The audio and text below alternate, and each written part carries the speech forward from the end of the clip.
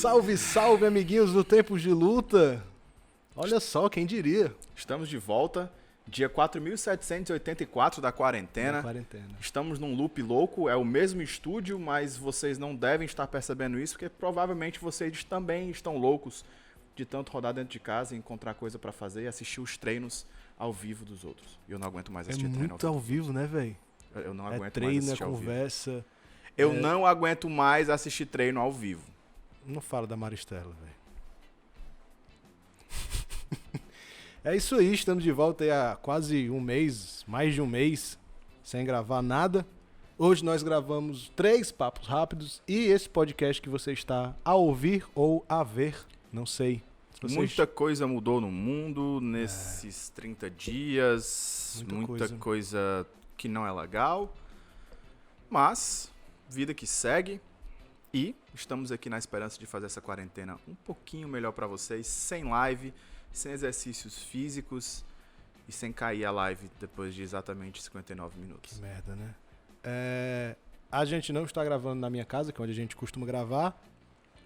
Viemos aqui para um estúdio externo e estamos tomando todas as nossas precauções de higiene e de tudo mais. Viemos de casa direto para cá para gravar isso aqui. Estamos com um assistente nos ajudando, que não tem coronavírus, mas tem outros tipos de doença que podem infectar pessoas. Um pouquinho com a perna gangrenada do lado esquerdo, mas nada que passe. Estamos passando álcool em gel, estamos mantendo esse distanciamento social, por mais que aqui estamos um pouco mais próximos, mas... É só não espirrar, só não espirrar.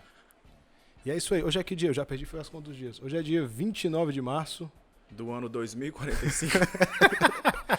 Do ano X. E, cara, tem tanta coisa pra falar, né? Tem. Muita coisa mesmo. O que é que tem primeiro aí pra gente falar? Primeira coisa na pauta, coronavírus, óbvio. O impacto da pandemia no MMA. Sabemos que tivemos praticamente todos os eventos foram cancelados.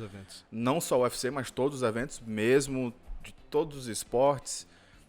Sendo coletivo ou não, porque sempre tem uma preparação por trás. O Bellator foi cancelado um dia antes, né? A pandemia estourou e já estava todo mundo lá, o Patrício, né, que ia lutar contra o Português, e o Leandro Higo também ia lutar na mesma noite. Estourou a pandemia, o Scott Coker resolveu fechar de vez. De início ele tinha soltado que o evento ia ser realizado a portas fechadas, a como foi do UFC Brasília. Mas aí eu acho que o negócio ficou sério, cutucaram o homem no lugar certo e ele decidiu fechar. Não dá pra brincar com essas coisas. Embora a gente tenha brincado aqui no começo, mas... Mas aí a gente tem que levar um pouquinho de alegria também pro povo em casa que tá assistindo a gente, né, cara? Porque não é brincadeira ficar em casa o dia inteiro sem fazer nada, aguentando a esposa, Amor, eu te amo. E as esposas aguentando os maridos também, né? Amor, eu te amo, tá? E os filhos. O ruim desses eventos sendo cancelados pro cenário do MMA, né, em particular, tá ruim pra todo mundo, não é só pra quem vive do MMA que tá ruim, mas é porque o atleta ganha por evento, né? Então, quanto mais tempo sem evento, quanto mais luta cancelada, os atletas não vão receber.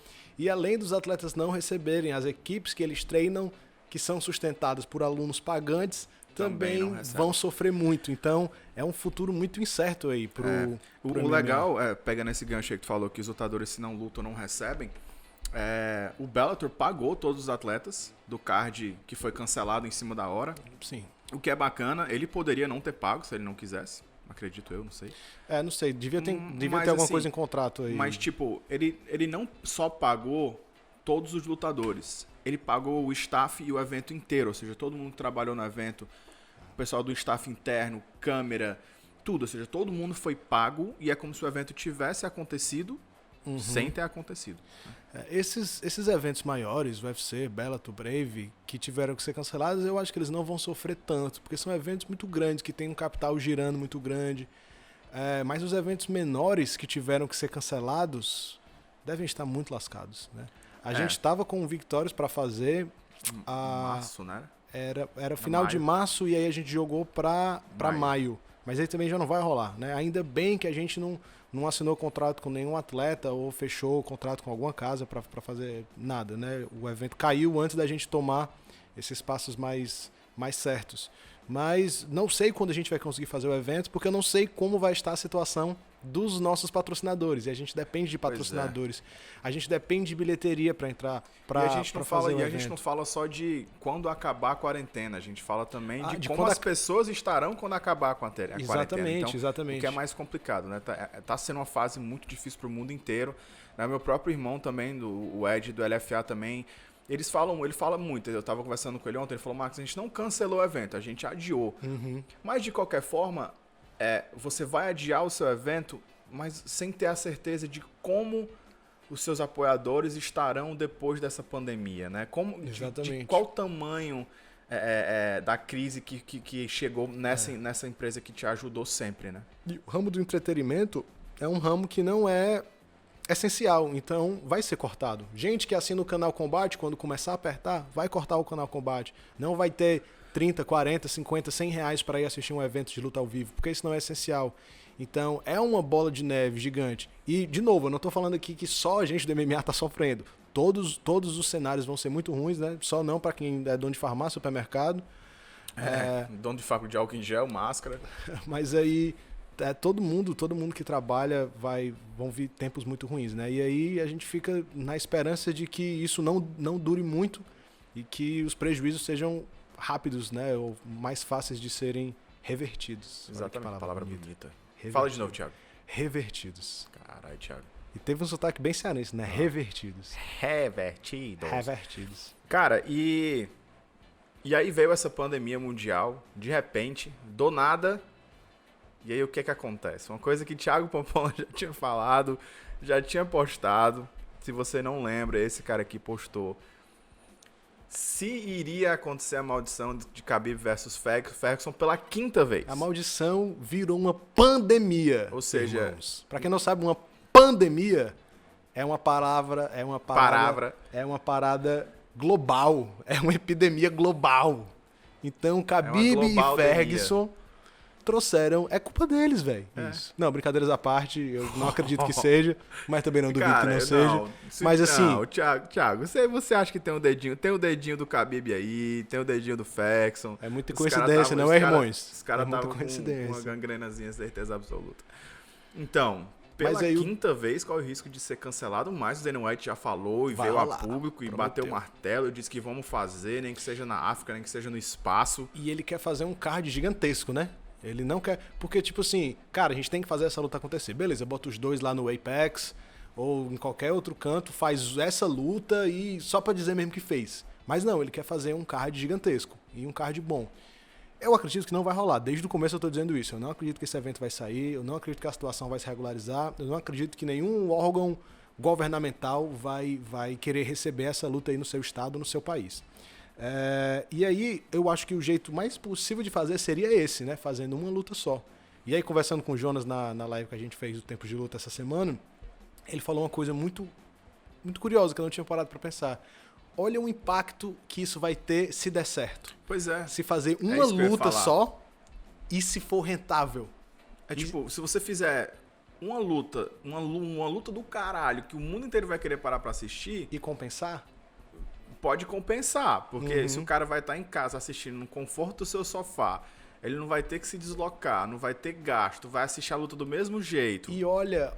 E a produção pode ser muito maior do que o comum, né? Em termos de material, assim, de mídia, né? De equipamento, de forma que eles vão divulgar. E a logística muito menor. Vou precisar de muito menos gente trabalhando.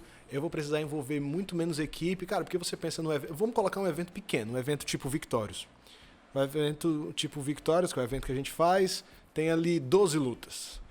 Então aí já são 24 atletas. Cada atleta tem mais 2 corners, mais 48 atletas. Então aí são 70 e poucas pessoas. E aí a gente tem mais 3 câmeras, mais narrador e comentário, mais o diretor. Então mais staff. Só na equipe de transmissão são 6. E a nossa equipe de transmissão é reduzidíssima. A do UFC são, sei lá, 8 câmeras, mais cabo mesmo, mais não sei quantas coisas de câmera, mais uma pessoa só pro áudio.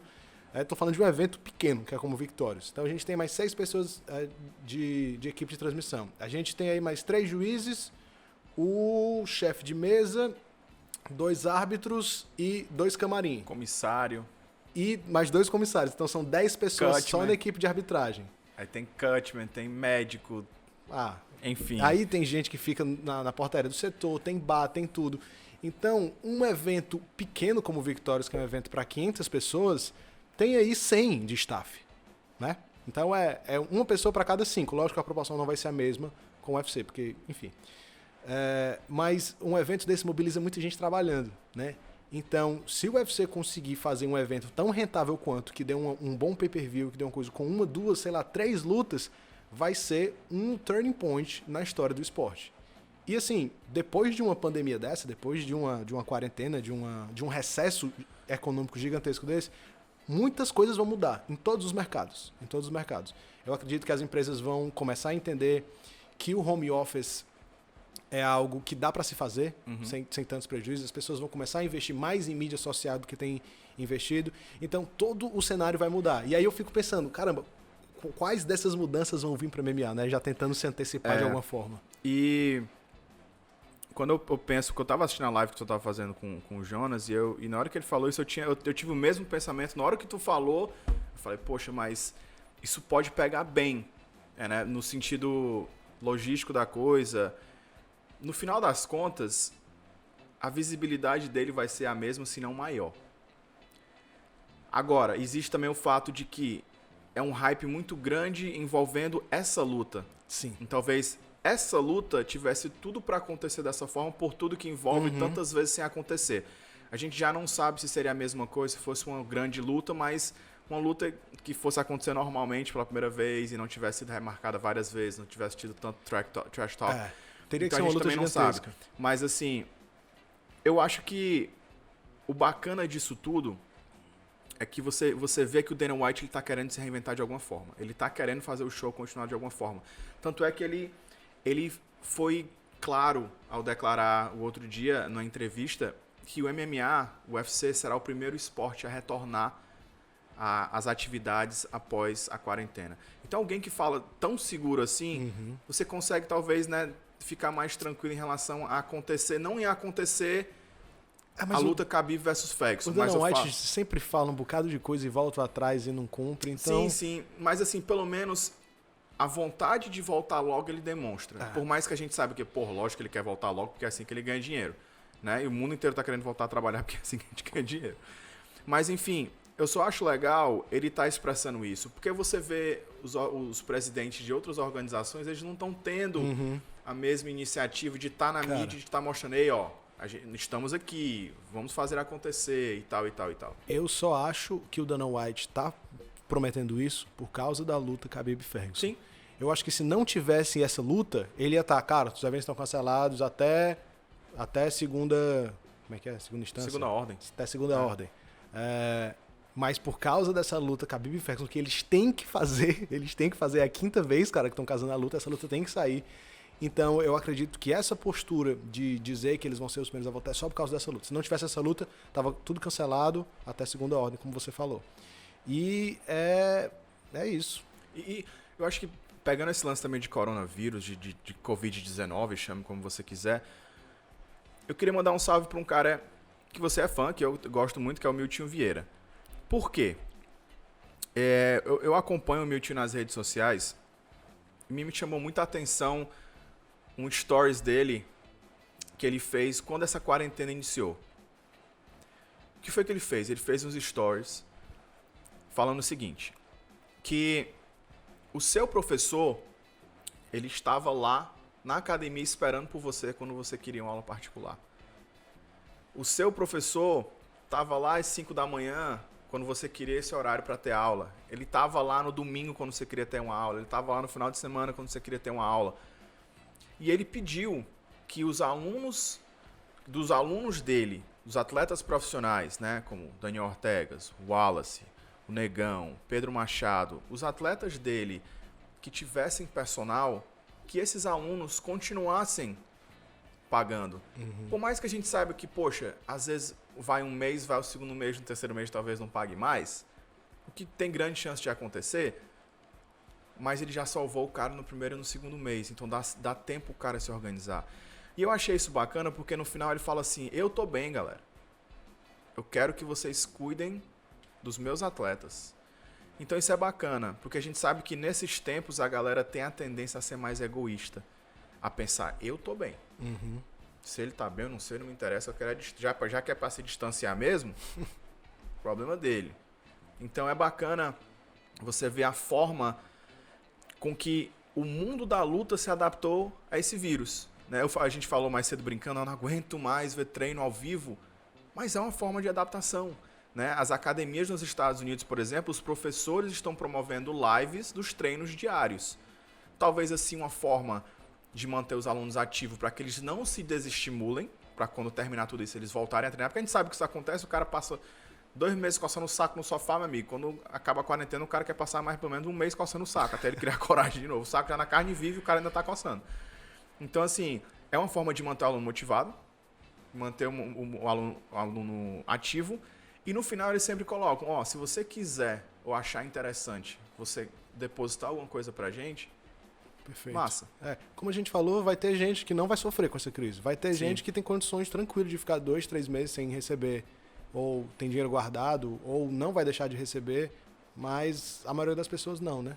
Então, eu acho que se todo mundo tivesse essa mentalidade de, cara, enquanto eu tô recebendo, ou enquanto eu não tô passando perrengue, eu vou honrar com os compromissos que eu tinha. Mas, infelizmente, a gente sabe que isso não vai acontecer com a maioria, né? Vai ser a minoria das pessoas que vão pensar assim. Pelo contrário, as pessoas vão se aproveitar dessa situação para deixar de pagar o cartão de crédito, para deixar de pagar o aluguel, para cancelar a academia. Doar para o fundo Tempo de Luta, o Thiago vai botar a conta dele aqui para vocês fazerem uma doação. Eu vou botar mesmo. Coloque se vocês quiserem fazer uma doação pro Tempo de Luta para que a gente continue gravando. Olha essa estrutura, gente. E olha essa estrutura. Não é nossa, mas é legal. 1, 2, 3 câmeras. E um assistente ali atrás com o saco. Então, voltando ao próximo assunto, quando o Thiago ele for editar essa edição aqui, eu vou pedir para ele colocar uma música. A gente vai fazer uma dancinha pra gente entrar no próximo assunto. A música vai ser Akon, Locked Up. Por quê? Baby, I'm locked up. A gente vai dançar assim, Thiago, vai.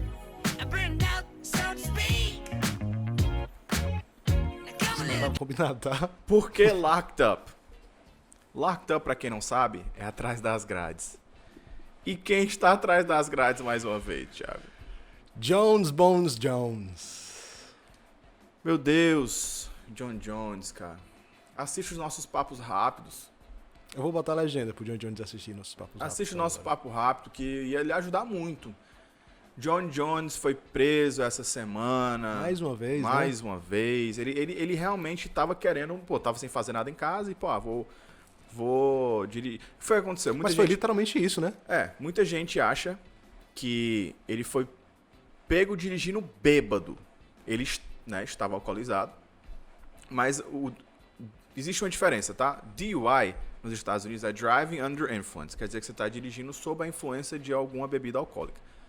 Eles lhe dão esse título quando quando o policial ele faz um teste com você, ou bafômetro, ou um teste físico mesmo, faz você andar, faz que tem um vídeo dele fazendo o John Jones andar em linha reta e ele não consegue. E se você disser que você não está, e for comprovado que você está, você vai ter um DUI, que nos Estados Unidos é muito sério, você vai preso mesmo por isso, tá?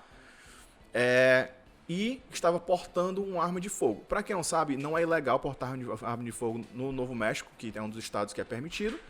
A grande diferença é que ela provavelmente não... Às vezes você tem que estar com ela fechada numa caixinha dentro do porta-luvas.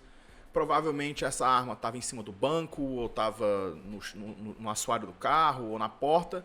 Isso também é considerado uma infração. Então tem um vídeo dele fazendo os testes e você vê que ele não passou. Eles não deram DUI, eles deram DWI, que significa que você estava com um frasco de bebidas alcoólicas aberto dentro do seu carro. Não necessariamente você precisa ter consumido, mas eles meio que ligam uma coisa a outra. Se você não passou no teste, está com um frasco de bebida dentro do seu carro, foi provavelmente você que ingeriu. E teve o lance dos tiros também, né? As pessoas ouviram tiros, e aí quando pararam o carro do Jones, acharam que ele estava armado, tinha cápsulas deflagradas. E, assim, tudo indica que foi ele que atirou, né? Então tem esse agravante. Então o cara estava em casa de quarentena, ficou entediado, resolveu beber meio litro de uma tequila, La Recuerdo. Que é José Cuervo. E bem forte, né? Meio litro ali dá pra fazer um estrago. E saiu atirando pra cima no meio da rua. Cara, que coisa inconsequência. Eu postei uma tirinha no meu Instagram, aí o Pedro Machado pegou e comentou, não sei o que, é muito bom. Aí eu falei, cara, o John Jones faz muita merda, né? Aí o Pedrão comentou, cara, merda quem faz sou eu. Ele tá cometendo crimes. Aí eu fiquei, caramba, realmente. Não é só uma merdinha assim que ele fez. E não é a primeira vez, nem a segunda que ele é preso. Então, é um cara que... E por fazer merda, tipo, cometendo crime mesmo, né? É um cara que tem tudo pra estar entre os melhores da história do esporte. É um cara que não tem nenhuma derrota, tem uma derrota no cartel, mas ele não perdeu, nunca foi dominado por ninguém, nunca perdeu uma luta mesmo. E tá se acabando por isso, né? Tá se acabando por loucura, por droga, por bebida, por... Isso é muito triste. É muito triste você ver isso em qualquer profissão, mas quando você vê um cara que é um role model, que é alguém que as pessoas se inspiram, que as crianças querem ser, tomando medidas dessa, é realmente triste. Engraçado que eu vi uma chargezinha também, eu não repostei porque eu tava com preguiça de traduzir, porque era em inglês. Mas era assim, é uma foto do Dana White conversando tipo com um bonequinho fora do espaço, assim, tipo, extraterrestre, né? Aí o Dana White fala assim, a luta Khabib versus Ferguson vai acontecer. Aí o ETzinho pergunta, por que vai acontecer? Aí aparece o Dana White dizendo, eu tive que sacrificar o John Jones. Então, assim, é o que tá acontecendo. Mas o que eu acho mais legal disso tudo, cara, é que as pessoas aproveitaram de uma forma boa e 2 lutadores aproveitaram isso de uma forma boa, né? Thiago Marreta e Dominic Reyes já aproveitaram essa vacilada, né, do John Jones e já se colocaram à disposição a fazer a luta pelo título. Eu acho justo. Também. Já que o Marreta foi o último cara, foram os últimos 2 caras a perder pro John Jones. E os 2 fizeram frente, e os dois, né, existem margem para dizer que os 2 ganharam. E o Dominic Reyes um pouco mais do que o Marreta, eu diria. Mas assim, foram 2 lutas duríssimas. E outra coisa, são 2 caras que são muito parecidos. Eles lutaram com o John Jones de uma forma muito parecida. Uhum. Então, só leva a crer que eles 2 se enfrentando seria uma luta muito, muito boa. E aí seria aquela velha história. Se Thiago Marreta e Dominic Reyes se enfrentassem, o campeão provavelmente mais na frente iria enfrentar o John Jones novamente, quando ele saísse dessa nuvem negra toda, pelo menos afastasse dela um pouquinho, cara, se ele voltasse a lutar. Queria que ele não voltasse. E tem o Jan Blachowicz aí também, né? Sim. Comendo pelas beiradas. Sim. Tem o Ian também foi muito convincente, tem uma vitória convincente, mas eu realmente acho que o matchup ideal seria Marreta e Dominic Reyes. A luta a fazer seria Reyes e Marreta. De repente aí um Blachowicz pra lutar depois com quem vencesse, alguma parada dessa. Ou, sei lá, nem sei como é que tá o top 5 dessa categoria. Não sei se tem alguém vindo de Vitória que pudesse fazer uma luta com o Jan Blachowicz no como evento dessa luta pra já ter pode ser a mesma forma que aconteceu agora, né? Do Jan Blachowicz. A luta dele contra o... Foi que ele lutou agora, que ele ganhou? Foi o Corey Anderson? O Corey Anderson era um runner-up, né? Era uma luta já de reserva para ser um possível desafiante. Então, acredito eu, se fosse no lugar do Dana White, eu colocaria o Marreta contra o Reyes pelo título, né? Vago. E o interino, né? No caso, a não ser que ele tirasse mesmo o título do Marreta. Do John Jones. Do John Jones. E colocar o Blachowicz com alguém para ser o próximo desafiante, né? Pro Blachowicz, qualquer situação é ruim, porque se ele espera demais, ele vai ficar muito tempo sem receber, porque daqui que essa situação se regularize, daqui que Thiago Marreta e Dominic Reyes começam a treinar, entrem em camp, lutem, se recuperem, entrem em outro camp e enfrentem ele. Sim, é no mínimo sei lá, pelo menos uns 8, 10 meses aí. E por outro lado, ele pode ter uma outra luta para colocar dinheiro no bolso, mas perder, né, se perder exatamente. E aí perde a chance de lutar, né? Mas enfim, é ossos do ofício, não tem o que fazer. A gente vai voltar um pouquinho no tempo agora, já que faz um mês que a gente não tem essa conversa com vocês. Adesanya versus Romero foi uma luta bosta. E muitos falaram, o Adesanya foi esperto, ele é o campeão, ele lutou da forma correta contra o Romero. O Romero já provavelmente sendo a sua última disputa de título da carreira pela idade já 42 anos. E não demonstrou aquela vontade toda de quem queria o cinturão, né? E muito se foi falado, inclusive o próprio Dana White disse que era uma luta que eles realmente não deveriam ter feito. Mas tarde eu avisei demais. Dana White. Daí tarde demais, o Thiago tinha avisado. Eu acho realmente que o Dana White deveria sair, quem deveria entrar era o Thiago. Pra mim é simples. I'm available. Ele pelo menos me colocava como vice-presidente e a gente resolvia as coisas fácil. Eu diria co-presidente. Co-presidente. Então, cara, eu concordo com o que muita gente falou em relação a essa luta de Adesanya e Romero. Eu acho que o Adesanya foi esperto, cara. Ele é campeão, ele... Irmão, ninguém quer trocar porrada com o Romero. Quem quis trocar porrada com o Romero foi nocauteado. Ele é campeão, ele quer manter a hegemonia dele. Pode não ter sido a luta mais bonita do mundo. Beleza. Mas isso é um lutador inteligente. Se você ser inteligente, você sai na mão com todo mundo. Cara, e faz parte da carreira de todo mundo ter luta feia, né? O Anderson fez uma luta horrível com o Demian Maia. Então, assim, faz parte do seu legado. Você se manter campeão, faz parte, uma hora ou outra, você fazer uma luta feia. Ninguém vai conseguir ficar anos invicto ou manter um título por muito tempo, sempre fazendo lutas empolgantes. Uma hora você vai cair. E outra coisa, cara, se eu sou o campeão e eu tô aqui em cima, tu tá vindo de baixo pra me enfrentar, eu não tenho que mudar o meu jogo por causa de ti. E se eu mudar pra que eu não seja atingido, é porque eu tô tentando ser esperto. Aquele lutador que acha que trocar porrada e levar soco na cara é inteligente, não é. Porque basta um soco certo pra você cair. Aí não tem, essa estratégia vai por água abaixo. Ele foi inteligente ao entender que se ele fugisse de uma certa forma, ele conseguiria atacar e não ser atingido. O que é a ideia da arte marcial, é você atingir e não ser atingido, né? Eu não vou opinar muito porque eu não assisti a luta até hoje. Né? Um dos motivos da gente não ter gravado muitos dos episódios é porque eu estava trabalhando muito. Essa semana eu não estava viajando, não consegui parar para ver e também não consegui depois parar para ver. Eu assisti só o UFC Brasília, as lutas principais depois, mas não consegui assistir esse evento. Que teve o Common Event e a luta muito falada também, né? E exatamente era o próximo tópico, né? O que salvou esse evento foi o Common Event, né? Eu cheguei a ver highlights dessa luta, eu não assisti a luta toda também, não consegui, mas os highlights que eu vi, uau. Cara, vou deixar você falar dela que você vai ter mais propriedade para falar. Foi um lutão. Simples e grosso. Porrada do começo ao fim. A Joanna, a gente sabe que é uma menina que cai pra dentro mesmo. 3, 4, 5 socos, terminando com perna, terminando com joelho, depois volta no cotovelo. Mas a Zhang é fora de série. Eu já venho falando isso há muito tempo aqui.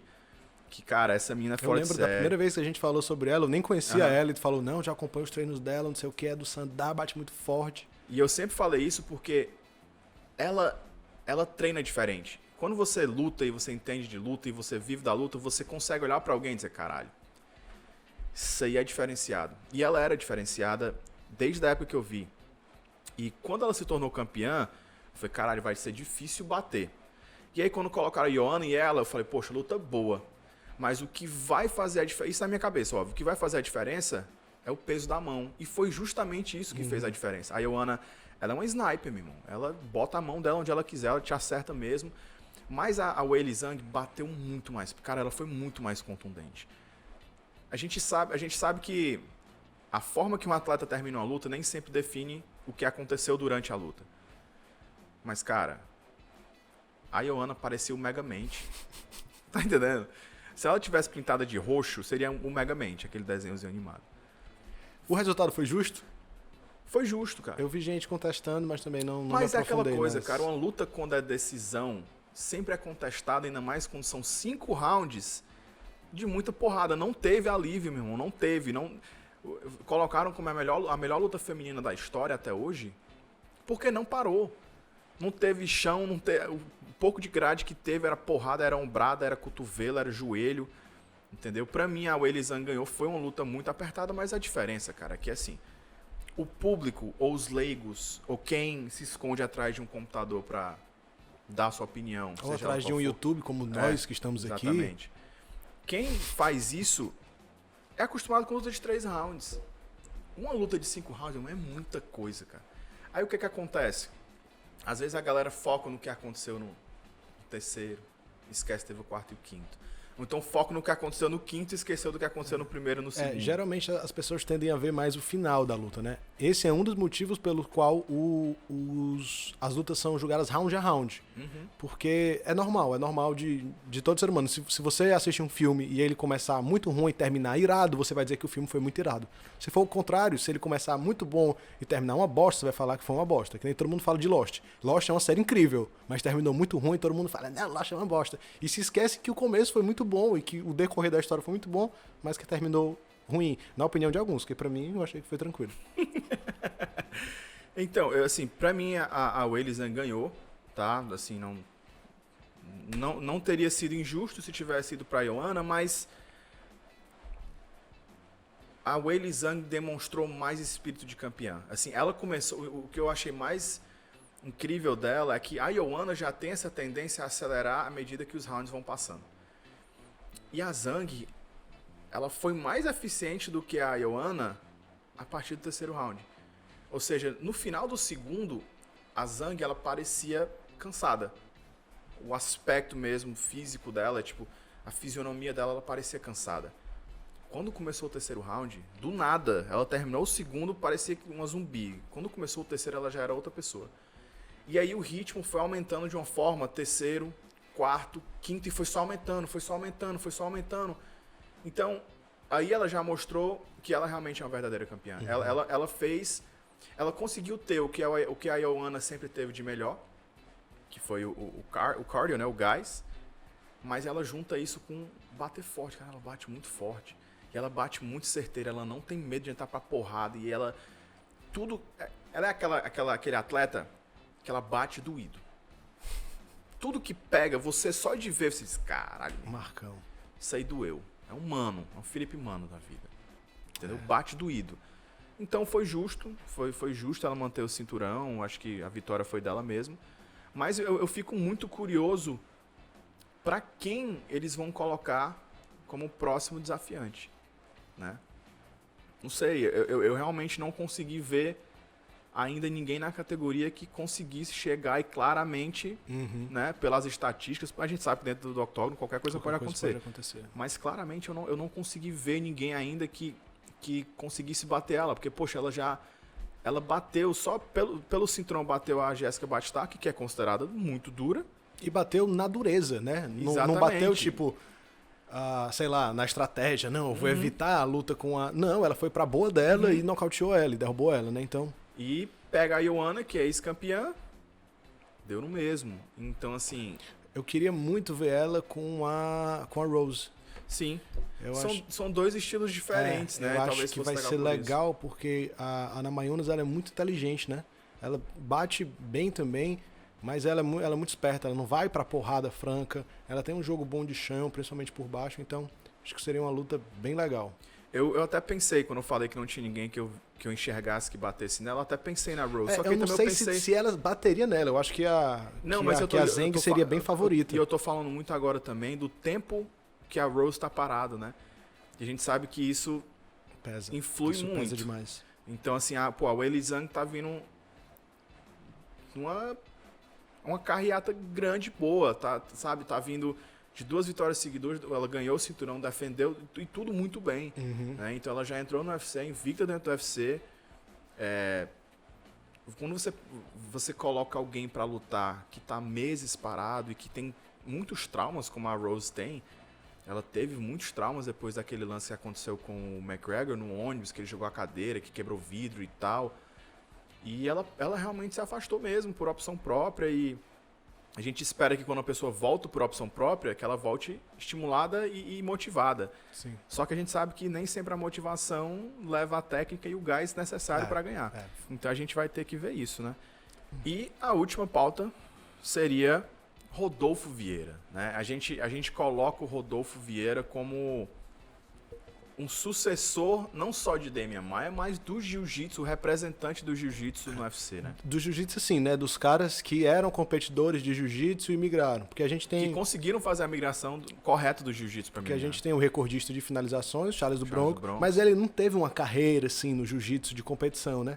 E o Rodolfo, pelo amor de Deus, teve demais. Durinho. Que inclusive, né, nocauteou o Demian. Seria uma boa luta pra fazer, Durinho e em Rodolfo? Durinho de repente subindo. E o Durinho, ele luta com qualquer um, cara. Seria bem interessante. Mas o Durinho já tá marcado com Chiesa, né? Cara, Rodolfo, também não vi a luta dele, né? Tô aí, desculpa, gente, não assisti os últimos UFCs aí. Tô devendo isso aí. Mas, como é que foi a luta, Max? Diga você melhor, você cara, que viu. Ele levou sabe aquele chute do Anderson Silva? De frente, assim, o Spider Kick, que ele autonomiou o Spider Kick. Que aqui no Ceará a gente chama de bicuda na boca. O bicuda no zóio, né? Inclusive o Jonas tava treinando isso aí, mandou um vídeo fazendo esse chute aí, eu fiquei com um pouco de medo.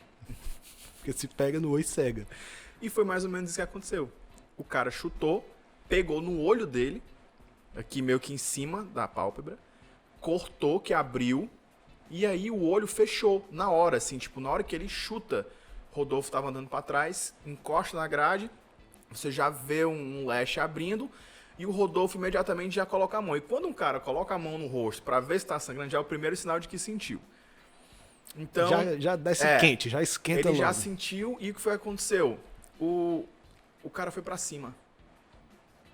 E aí quando o cara foi para cima, encurtou a distância, o Rodolfo quedou, e daí foi passando, foi de uma posição para outra, e terminou no katagatame e finalizou. Mas quando assim que acabou a luta, que ele teve a entrevista com eu não lembro com quem era, não lembro quem foi que entrevistou, mas enfim, ele falou que ele sabia que ele só tinha ali, porque se a luta terminasse o primeiro round, ele não voltaria pro segundo, porque o médico não deixaria, porque realmente estava muito aberto. E ele sabia que ele precisava levar a luta para onde ele era bom, ele precisava finalizar a qualquer custo. E ele foi milimétrico, assim, ele colocou para baixo, montou, e ele foi fazendo uma posição do katagatame normal, mas a forma com que ele chegou foi muito inteligente. O que foi que ele fez?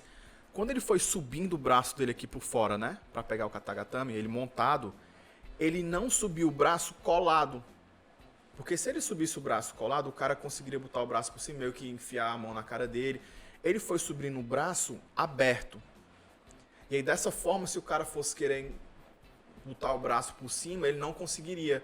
Então, ele foi botando, à medida que ele criou o espaço, ele foi colocando a cabeça e foi levantando. E quando ele subiu, que o braço passou, aí ele só fez encaixar a mão com mão, saiu da montada, meteu o joelhinho no quadril, baixou o quadril, não deu 2, 3 segundos. Ali deve ter uma pressão desgraçada. Entendeu? Foi uma pressão muito grande, cara, mesmo. O que eu acho legal de gente que treina jiu-jitsu, né, principalmente gente que compete muito jiu-jitsu, é porque no jiu-jitsu você sempre vai estar numa situação ruim. É impossível você chegar no topo do jiu-jitsu e você nunca ter passado por uma situação ruim. É impossível. E é uma coisa que acontece muito em boxe, em gente do kickbox que é maior, que geralmente é maior da academia. Você nunca é acostumado a tomar um amasso, a tomar uma pressão em pé e tal. E aí, às vezes, você vê esses caras que são pesos pesados que tomam o primeiro acocho, já começa a ficar acuado e tudo, porque não são acostumados. Mas no jiu-jitsu não tem como. A não ser que você seja um colega de treino nosso chamado Pedão. Mas até o Pedão. Que pesa 170 quilos. Até o Pedão toma amasso, tá entendendo? E era isso que eu ia falar agora. Cara, não importa o seu tamanho. Eu já vi o Gigueto lá na academia. O Gigueto é um treinador daqui, muito, muito bom, da MG. Deve ter 1,60 m, eu acho, o Gigueto. Amassando caras de 150 quilos. E o cara querendo morrer com a pressão do Giguetinho. Ele é muito bom. Então, mesmo o cara sendo o maior de todos, o mais forte, ele vai tomar a pressão de alguém. E quando você toma pressão de alguém, você tem dois caminhos, né? Ou eu vou me desesperar e bater, ou eu vou segurar e vou dizer, não, peraí, eu vou sair daqui. Eu vou sair daqui com a cabeça. Eu vou usar minha cabeça pra sair daqui. Porque, cara, se tiver um faixa preta em cima de você, você não vai sair no desespero. Não vai. Se você conseguir sair, vai ser com muita calma. Então, porque ele deixou. Usando toda a técnica do mundo, muitas vezes ele deixando.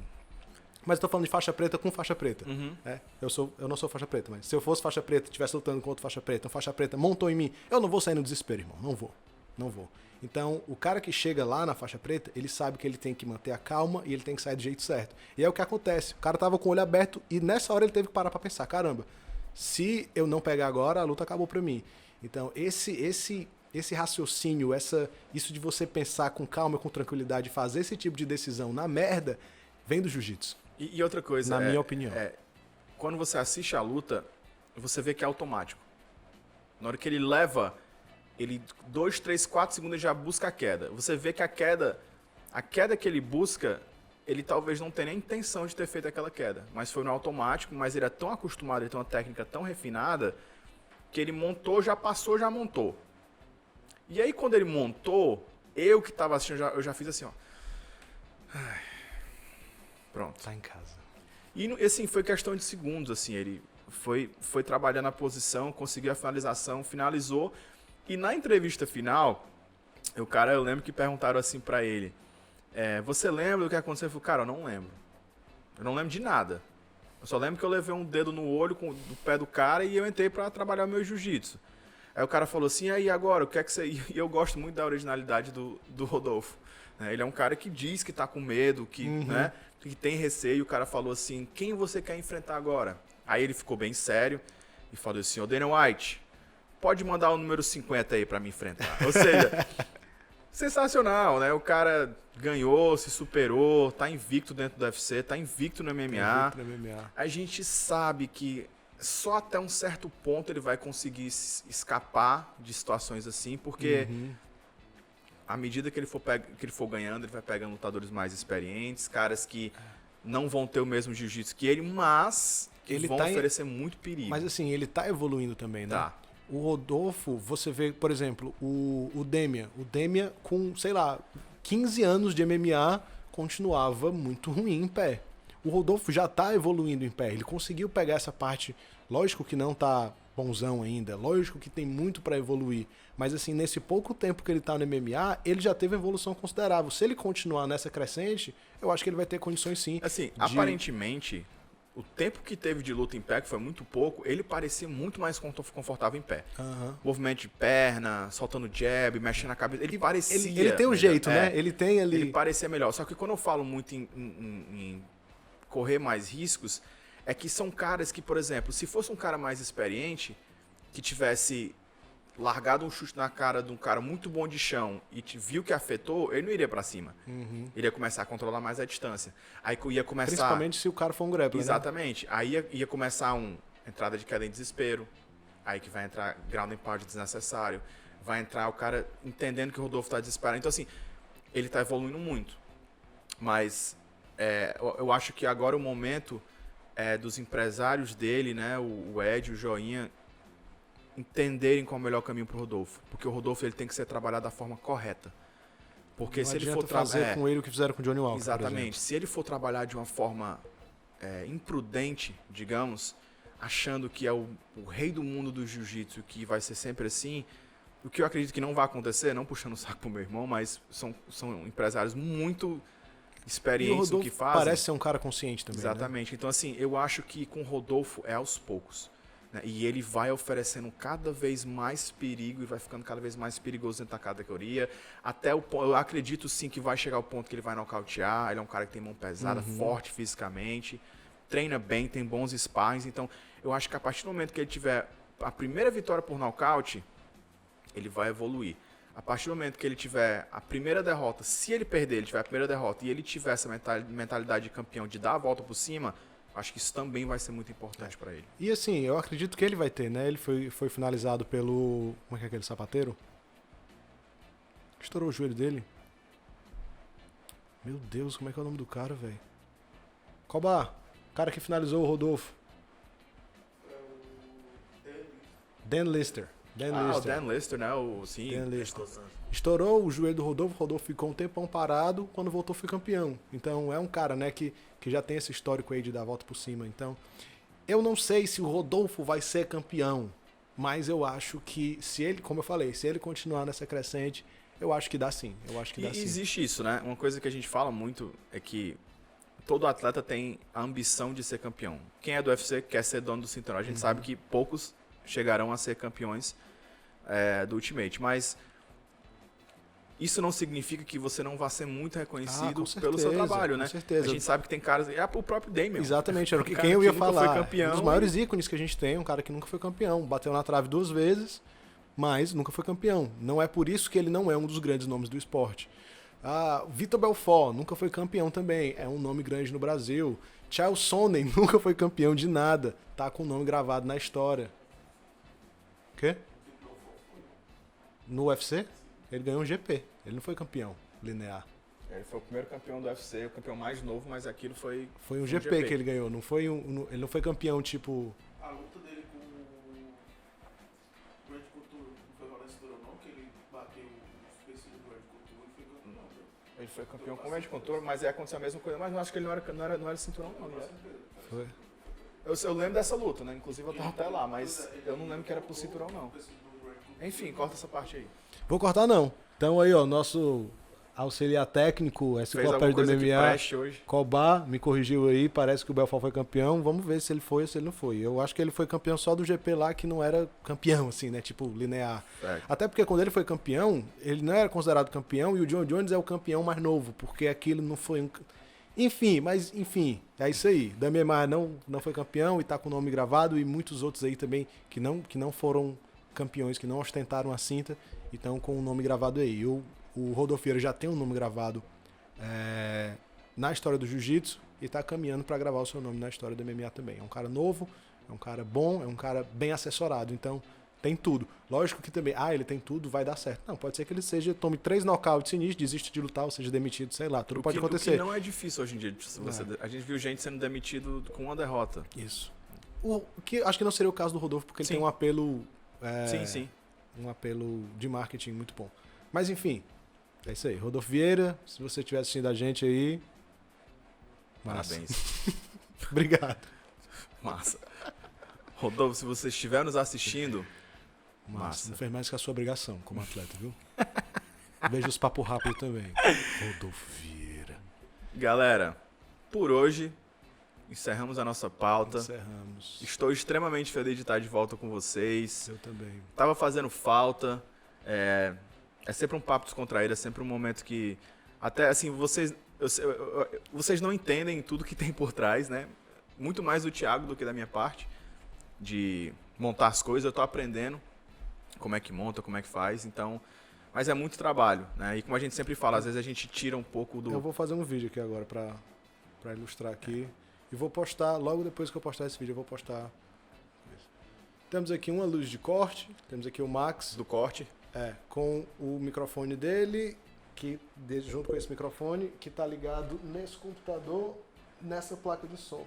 Que dessa placa de som sai um cabo que liga nesse negócio aqui, que divide os retornos pra gente, para esse fone e para esse fone. Aí aqui a gente tem um esquema de luz, a gente tem uma câmera ali, uma Blackmagic, coisa linda. Aqui a gente tem outra câmera que tá pegando o Max e ali uma outra câmera que tá me filmando. E ali a gente tem nosso assistente, Cobá, sabe Cobá? E um bocado de fio, de coisa, de não sei o que, computador ligado.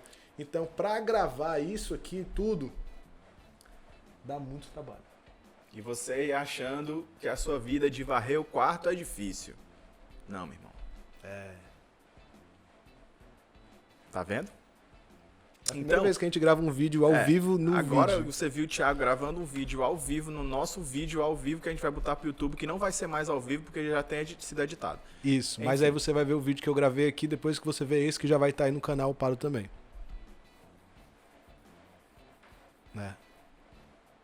Tá. Acabou, né? É isso aí. Eu tô triste, o Thiago não quer ir pra casa. Ninguém quer ir pra casa, velho. Quanto mais tempo a gente puder passar casa, na rua, já passou tanto tempo aproveita em casa, que já saiu. A gente chegou aqui e falou já botar um filme aqui pra gente assistir. Ninguém sabe mais que dia é. Então, assim, a minha esposa já tá perguntando se acabou. Eu tô dizendo pra ela que vai ter mais umas 5 horas de gravação. Vamos gravar mais aqui. Mas, assim, pessoal, você que tá em casa, tá assistindo a gente, muito obrigado mais uma vez por retornar nos assistir. Eu sei que os tempos são ruins. São tempos de luta. Exatamente. São tempos literalmente de luta. Eu não vou aqui abrir a boca e dizer fica em casa, vai trabalhar, porque cada um faz o que quiser fazer da sua vida. Mas assim, se possível, né, aceite as recomendações da Organização Mundial de Saúde, que são pessoas que estão estudando a vida toda para esse tipo de coisa acontecer. Aconteceu, vamos ouvir elas, né? Porque essas pessoas, elas estão há 20 anos estudando como combater uma pandemia. Aí quando tem, elas devem ficar, porra, tem uma pandemia, vou poder botar no trabalho. Aí ninguém ouve eles. Então... ouça essas pessoas. Se você puder ficar em casa, né, como o Thiago falou, fique em casa. Eu entendo que nem todo mundo tem condições de se sustentar e o dinheiro não vai cair do céu. Então, se tiver que trabalhar, vá, mas com todos os cuidados necessários, álcool em gel, lave as mãos, máscara, daí por diante. Mas, fiquem ligados que a gente vai tentar fazer mais conteúdo. A gente gravou 3 papos rápidos hoje, então vai sair muita coisa bacana para você que está em casa, não ficar tão entediado. E acompanhar as lives que a gente está fazendo também, Exatamente. Né? Essa semana foi toda de programação, próxima semana vai ter mais. A gente já tem Renato Moicano na agulha também para a próxima semana, acho que vai ser uma conversa bacana também. Lucas Tortuga. Para quem não conhece o Lucas Tortuga, você vai conhecer. Desse cara. E eu acho que a gente devia fazer uma com o Cobá também. Porque com o Cobá tem aquela pergunta, né? A pergunta que, assim, eu queria muito fazer essa pergunta por Cobá. Na verdade, eu fiz aqui um pouco antes da gente começar. Foi uma pergunta bem profunda, assim, bem íntima. Eu perguntei, Cobá, quando foi que surgiu o apelido Cobá? Ele olhou pra minha cara, eu vi um certo brilho no olho dele, eu vi um pouco de uma lágrima querendo cair. Ele olhou pra mim com um profundo pesar, mesmo. Ele olhou pra mim e falou, Max... O pior que eu tava aqui, isso não aconteceu, mas vai, continua. E ele olhou pra mim, olhando ao fundo dos meus olhos. Falou, Max, o Thiago vai dar um foco na minha cara. Eu não sei. Foi exatamente assim. E agora o foco aqui tá quase caindo a lágrima aqui. Max, eu não sei. Desde cedo, cara, me chamam de Cobá. Me chamaram de Gilberto e eu não virei. Eu não olhei. Eu tô me emocionando aqui um pouco também, porque... Então, por favor, é uma história de superação. Se você não conhece, galera, sigam ele. Lembrando que o choro aqui é de brincadeira, tá? O Cobá é nosso amigo aqui, mas eu tô chorando pro caralho, meu irmão. Eu fiz bem. Você é ator, cara. Você... Caralho, eu fiz muito bem. Você é atenção Rede Globo. É isso. Continuaremos com a nossa programação. Muita coisa pra vocês assistirem. Queria mandar os nossos abraços de sempre. Tá ficando complicado porque a rede de amigos está aumentando e vamos acabar esquecendo das pessoas. Tem que começar a escrever a lista, né, dos abraços. Quero lembrar aqui um abraço pro Pedro Machado, Milton Vieira, Daniel Ortegas, Wallace Big Boy, a galera toda lá da Rio Fighters, Wellington Turma, Matheus Bufa, Cristiano Marcelo, Luiz Carlos, campeão do Future, Jorge Oliveira, meu brother que fez a transmissão com a gente também, Felipe a Vika, Pamplona, Alex, Felipe, Soneca, caramba, quem mais? A galera que acompanha a gente, tem gente que... O Bruno Brasileiro acompanha a gente sempre. O Caio Borralho. O Caio Borralho. Irmão, tudo nosso. Lucas, que lutou com o Chumbinho no Victorious. Sim, Lucas também sempre comenta. Sempre acompanha a gente. Diego Pousa também posta muita coisa. Ele trouxe o companheiro de trabalho lá do Future. Quem mais? Quem o próprio mais? Jonas que... não, eu ia dizer que ele ganhou, mas não ganhou. Nocaute do ano, Paquetá. Perdeu. Mas tá tudo certo. Exatamente. Eu também perdi e tá tudo certo. Tá tudo inclusive certo. Perdemos, pessoal. Perdemos, a gente não falou aí do Paquetá, mas quem ganhamos. ganhou foi o Mamute. Então a gente ganhou Future também. ganhou também como melhor evento, melhor edição. Então, bacana, cara. Muitas coisas boas. Voltamos com notícias boas e vamos continuar com notícias boas. Os tempos... Fernando Moura também sempre assiste a gente. Fernando Moura... a gente tá esquecendo. Não vamos mais fazer isso, cara. Não vamos mais fazer isso. Porque isso vai dar merda. Não vamos mais. Mas enfim. Essa é a última vez. Se a gente esqueceu de você, desculpa. Por favor. Eu não quero ter que chorar aqui de novo e mostrar os meus dons pra Globo. Mas enfim... Muito obrigado, galera, por tudo. Mantenham-se positivos. Muita gente pode não acreditar, mas a positividade ela vai ajudar, sim, a evitar um pouco as coisas ruins. Né? O Thiago ele discorda, concorda, mas ele sabe que o Thiago... positividade é meu amigo. É positivo. E a dica de hoje aí, a gente tinha combinado de fazer uma dica sim, pro final, né? Eu não pensei. Enquanto eu tô falando aqui, eu tô pensando em alguma dica. A dica é: lavem suas mãos. A minha dica é... Passa álcool em gel.